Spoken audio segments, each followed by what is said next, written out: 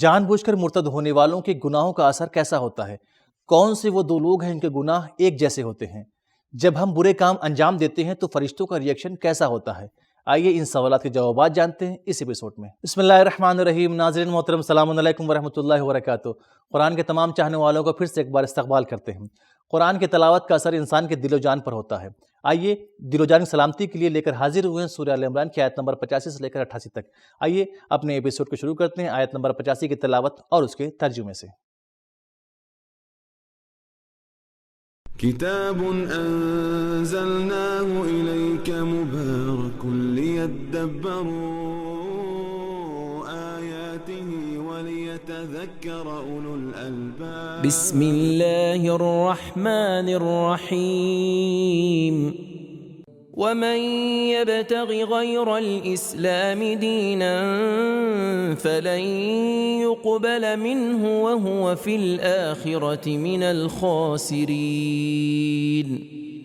جو شخص اسلام کے علاوہ کسی دوسرے دین کو اختیار کرے گا تو وہ اس سے ہرگز قبول نہیں کیا جائے گا اور وہ آخرت میں نقصان اٹھانے والوں میں سے ہوگا۔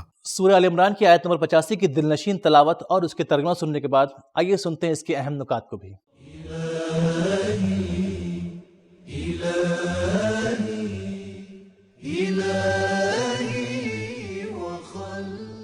جملہ یبتغی سے استفادہ ہوتا ہے کہ آیت سے مراد ایسے لوگ ہیں جن کے کانوں تک اسلام کا پیغام پہنچا ہے لیکن انہوں نے اس پر کان نہیں دھرا اور دوسرے مذاہب کی طرف چلے گئے۔ قیامت کے دن وہ نقصان اٹھانے والوں میں سے ہوں گے اور ان کا دین قبول نہیں کیا جائے گا۔ آیت نمبر 81 کے مطابق دین اسلام کو قبول کرنا گزشتہ تمام انبیاء سے میثاق خداوندی ہے، اس لیے پیغمبر اسلام اور دین اسلام کے آنے کے بعد کوئی دوسرا دین قبول نہ کیا جائے گا۔ فلن یقبل منہ۔ آیات گزشتہ میں اسلام کے اصول مکتب بیان کیے گئے ہیں جس کے مجموعی خد و خال درج ذیل ہیں۔ نمبر 1، تمام سابقہ انبیاء سے وعدہ لیا گیا ہے کہ وہ اپنے بعد آنے والے پیغمبر پر ایمان لائیں۔ نمبر 2، تمام کائنات اللہ تعالیٰ کی تابع ہے اور دین الہی کے علاوہ کسی اور دین کو قبول نہیں کیا جا سکتا۔ نمبر 3، دین اسلام کے پیروکار تمام انبیاء اور آسمانی کتابوں پر ایمان رکھتے ہیں۔ اس آیت میں اللہ تعالیٰ بڑی صراحت کے ساتھ اعلان فرما رہا ہے کہ جو شخص دین اسلام کے علاوہ کوئی اور دین اختیار کرے گا تو اس سے وہ قبول نہیں کیا جائے گا۔ جی ہاں، دعوت، استدلال، مباہلہ اور دوسری آسمانی کتب و عقائد کی حمایت کے اعلان کے بعد اب وہ مقام ہے کہ صراحت کے ساتھ اور بغیر لگی لپٹی بات کی جائے۔ آئیے اب اپنے سلسلے کو آگے بڑھاتے ہیں اور نکات کی طرف اب سنتے ہیں اس کے اہم پیغامات کو بھی۔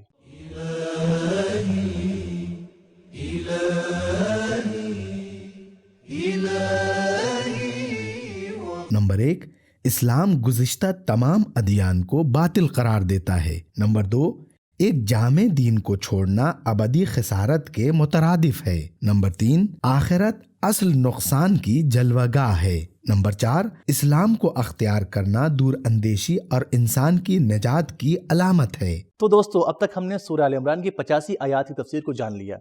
آگے بڑھنے سے پہلے آپ سے گزارش ہے کہ اگر آپ نے ہمارے چینل کو سبسکرائب نہیں کیا ہے تو گزارش ہے کہ سبسکرائب کریں اور اپنے دوستوں اور رشتہ داروں کو ضرور شیئر کریں۔ آئیے اب سنتے ہیں سورہ آل عمران کی آیت نمبر 86 کی تلاوت اور اس کے ترجمے کو۔ کیف یہدی اللہ قوما کفروا بعد ایمانہم وشہدوا ان الرسول حق وجاءہم البینات واللہ لا یہدی القوم الظالمین۔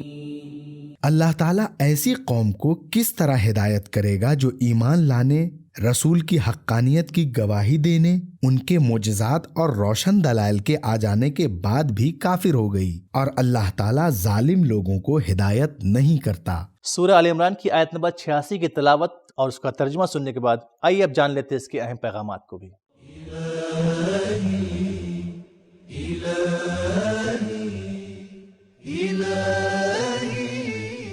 نمبر 1، ہدایت کے دلائل جس قدر زیادہ اور واضح ہوں گے ان سے کفر و انکار اور ان سے بے اعتنائی اسی قدر خطرناک ہوگی۔ نمبر 2، ابتدائی علم و ایمان کافی نہیں، بلکہ ایمان کی مضبوطی اور اس پر عمل کا تسلسل ضروری ہے، کیونکہ ارتداد کا خطرہ ہمیشہ انسان کا پیچھا کرتا ہے۔ نمبر 3، مسلمان کا ایک گروہ پیغمبر اکرم کے زمانے میں مرتد ہو گیا تھا۔ نمبر 4، راہ حق سے انحراف، عقل و منطق سے بے توجہی، معجزے کی طرف سے چشم پوشی اور رسول کا انکار بہت بڑا ظلم ہے، جس سے انسان خداوند عالم کے لطف و احسان کے دائرے سے خارج ہو جاتا ہے۔ نمبر 5، اللہ تعالیٰ کا دائمی طریقہ کار یہ ہے کہ وہ ظالموں کو ہدایت نہ کرے۔ جملہ لا یہدی سنت الہی اور اس عمل کے استمرار پر علامت ہے۔ نمبر 6، مرتد کی توبہ اور اس کا واپس پلٹنا بہت مشکل ہے۔ نمبر 7،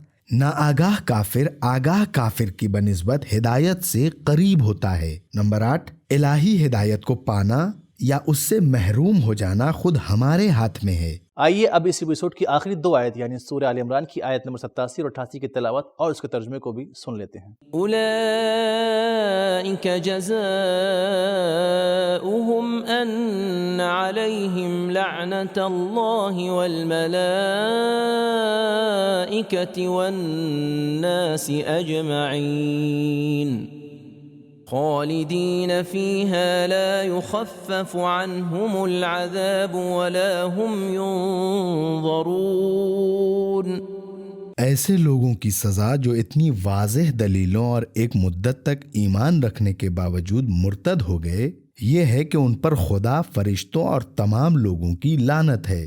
وہ ہمیشہ کے لیے خدا، فرشتوں اور تمام لوگوں کی اس لعنت میں رہیں گے۔ ان کے عذاب میں کمی نہیں کی جائے گی اور نہ ہی انہیں کسی قسم کی مہلت دی جائے گی۔ تلاوت اور اس کے ترجمہ سننے کے بعد آئیے سنتے ہیں اس کے اہم نکات کو بھی۔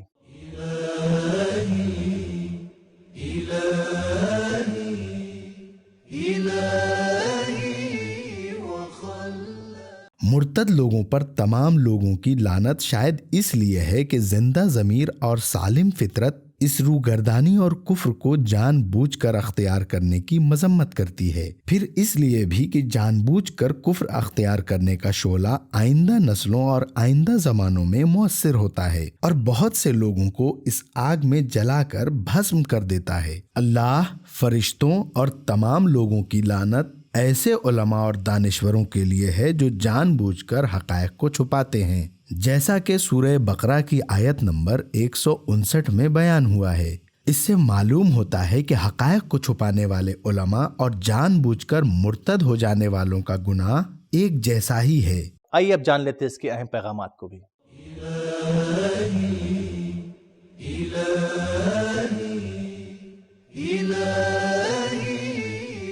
نمبر 1، انسان کے برے اعمال و افکار پر فرشتے رد عمل، نفرت اور ناراضگی کا اظہار کرتے ہیں۔ نمبر 2، لوگوں کو چاہیے کہ مرتد اور منحرف افراد کے مقابلے میں اپنی نفرت کا اظہار کریں۔ نمبر 3، عذاب الہی کی مقدار اور کیفیت میں علم و آگاہی مؤثر ہے۔ تو ناظرین، ہم نے ان آیات کی تفاسیر میں جانا کہ جو بھی جان بوجھ کر مرتد ہوتا ہے اس کی نسلیں برباد اور تباہ ہو جاتی ہیں، اور جو جان بوجھ کر مرتد ہوتا ہے اور وہ علماء جو حقیقت کو چھپاتے ہیں، ان دونوں کا عذاب اور گناہ ایک جیسا ہے۔ اور جب بندہ خدا گناہ کرتا ہے تو فرشتے اس سے نفرت اور ناراضگی کا اظہار کرتے ہیں۔ تو ہمارا آج کا ایپیسوڈ یہیں ختم ہوا، ملتے ہیں اگلے ایپیسوڈ میں، تب تک کے لیے خدا حافظ۔ سبیل قرآن، قرآنی سماج کی پہچان۔